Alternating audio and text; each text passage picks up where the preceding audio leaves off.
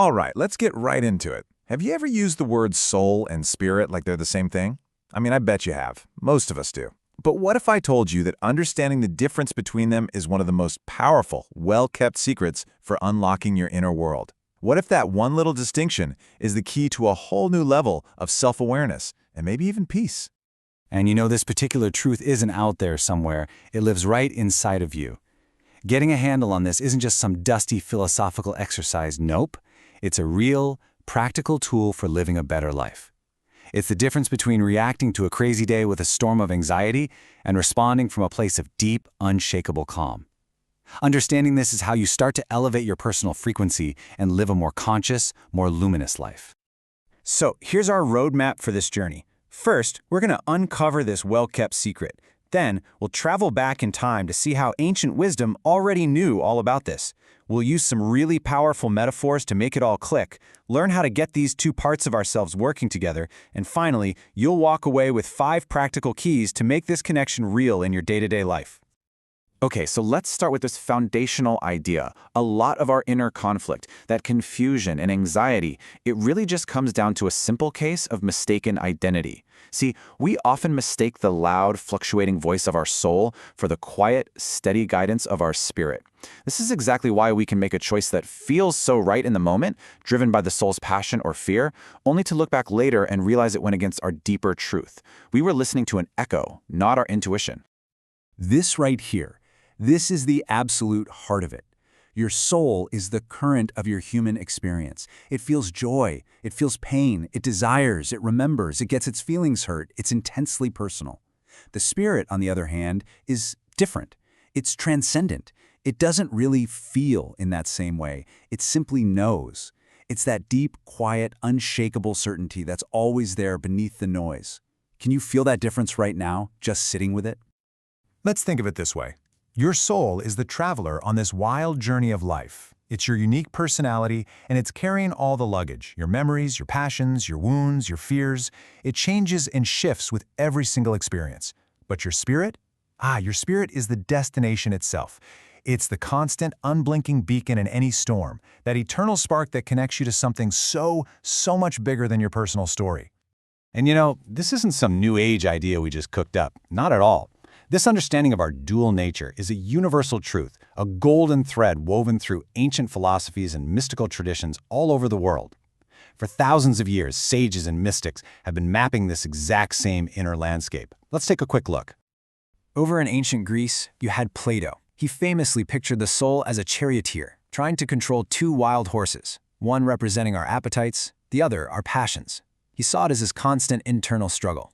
But he also knew there was something beyond that conflict. A pure, rational spark, our spirit, that longed to return to a perfect, eternal world of truth.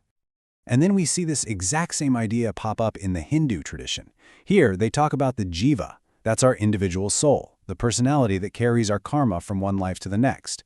But deep within, there's the Atman, the eternal, unchanging self. It's a pure piece of the universal divine that was never born and will never die. See? Same distinction, just different words.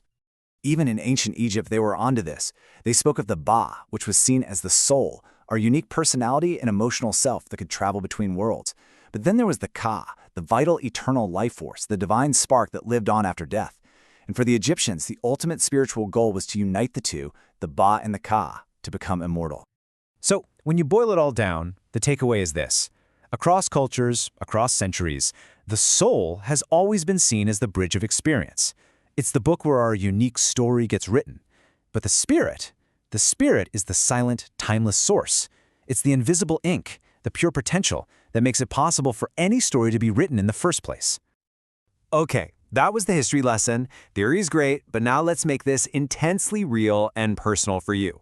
Maybe the single most powerful way to really get this is through a simple, beautiful metaphor, the ocean and the wave. I want you to just picture your soul as a single wave in the ocean. It has a unique shape, a specific journey, it rises up, it gets turbulent, it crashes onto the shore, and then it pulls back. Its entire existence is defined by this constant dynamic movement. Now the spirit is the entire ocean.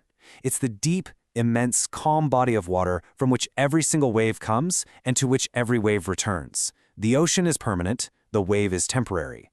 But here's the secret. The wave is never, ever separate from the ocean. It is the ocean, just expressing itself in a temporary, unique form. You are the wave, and you are the ocean. Or hey, if the ocean metaphor doesn't quite click for you, let's try another one. Think of your soul as a garden. It's a living, breathing space. Sometimes the flowers of joy and love are in full bloom. Other times, the weeds of sorrow, fear, and resentment start to take over. Your garden is constantly changing with the seasons of your life, and its health really depends on what you choose to cultivate in it. So where's the spirit in this picture? The spirit is the sun. It shines on that garden constantly, eternally, unconditionally. It doesn't judge whether the garden is beautiful today or a weedy mess. It simply provides the light and the warmth that makes all growth, any growth, possible. The sun is always there, even when the clouds, which are like the moods and thoughts of the soul, temporarily block its light. So, if we have these two fundamental parts of us, what's the point? Well, the goal is integration. It's a kind of dance. The great challenge of our lives is to get them to dance in harmony. The problem is the soul can get lost. It's like a mirror that becomes so fascinated by the reflections of fear, desire, and sadness that it completely forgets it's a mirror. It starts to believe that it is the reflection. And that's when we get stuck, right? Stuck in loops of anxiety, replaying old hurts, or obsessing over a future that isn't even here. Think about it in terms of frequency. The soul vibrates. Its frequency is always changing based on our thoughts, our emotions. It can vibrate low with fear, or it can vibrate high with gratitude. The spirit, though, it radiates. It has one constant, pure, high frequency of unconditional love. So all of our spiritual work really is just this, tuning the instrument of the soul so that it can resonate perfectly with the eternal music of the spirit. And let's be super clear about this. This is not about destroying the soul or pretending our human experience isn't real. Not at all. It's about guidance. It's like a river flowing to the ocean. The river doesn't just vanish when it reaches the ocean. It expands. It becomes part of something infinitely larger than itself. And that's the goal of integration, to guide the unique, beautiful river of your soul back home to the vast ocean of spirit. All right, let's move from the what to the how. How do we actually build this bridge between our human soul and our divine spirit? Well, it's not built with bricks and mortar, it's built with conscious, daily practices. So here are 5 powerful keys to help you forge that connection inside yourself. First up, silence. The soul is a chatterbox, but the spirit speaks in stillness. You have to carve out moments to listen behind all that mental noise, because silence is its native language. Second, gratitude.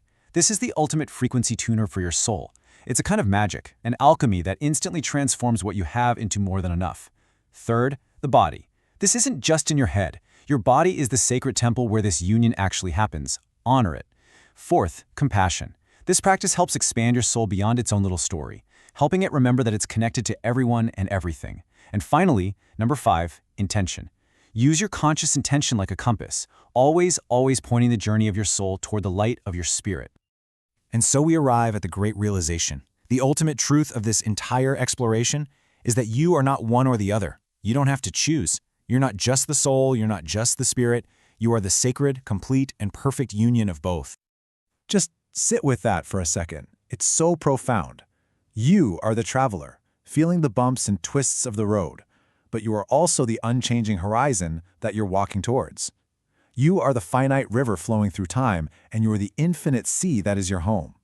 You are both, right here, right now. And this is why raising your frequency isn't about achieving some far-off state of constant bliss. It's a present-moment practice of remembering. It's waking up tomorrow and, before you even check your phone, taking one deep breath and reminding yourself, I am the vast ocean, not just this one little wave of anxiety about my to-do list. It's about making your life a living temple where your soul and spirit can finally sing together, in tune. We've laid out the map, we've shown the difference between the traveler and the destination, and we've revealed the secret that you are, in fact, both. So the secret isn't a secret anymore. The only question left is for you. Now that you know the path, when will you truly begin the journey inward?